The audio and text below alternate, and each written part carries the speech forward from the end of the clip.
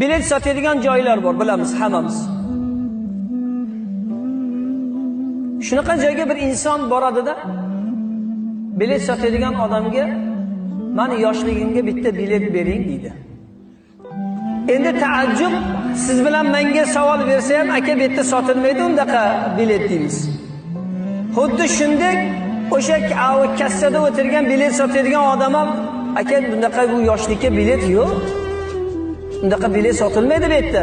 Siz qo'limdan kelmaydigan narsani so'rayapsiz. Haligi odam takroran iltimoslar qilib, yalinib, kerak bo'lsa ko'zida yoshi bilan haligi bilet sotadigandan yoshligimga bitta bilet qilib bering, 1 minutda boraman va kelaman deydi. 1 minutga vaqt bersiz bo'ldi. Bundan oshiq muddat bo'lmaydi dedi. Haligi inson qarasaki iloji yo'q. Bu aqli zaifmi? Gap bo'pti, mayli. Xo'p, men qilib beraman sizga bilet. Xo'p, topib ham beraman, imkoniyatini ham qilib beraman aziz. Faqat bitta shart bilan. Bu shartni bajarsangiz bo'ldi. Xo'p, bajaraman. Qanaqangi shart bo'lsa bajaraman.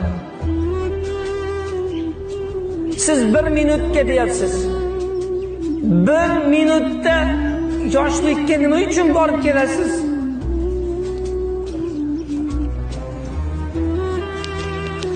Bir minutda qanday yoshlikka borasiz? Nima ish qilasiz? 1 minutda deganlarda haligi odam aytgan ekanki, otam bilan onam dunyodan vafot qilib ketgan. Ularning duosini ola olmaganman. Ulardan meni kechiring deb so'ray olmaganman. Boraman ularni qattiq bag'rimga.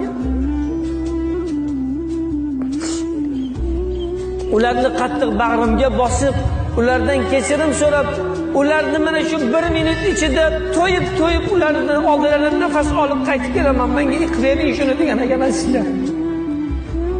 Ota-onamiz hayotlar, bugun uni boring, hozir boring deb chiroyli duosini oling. O'tgani bo'lsa boring, ulardan qolgan yodgorlik bor.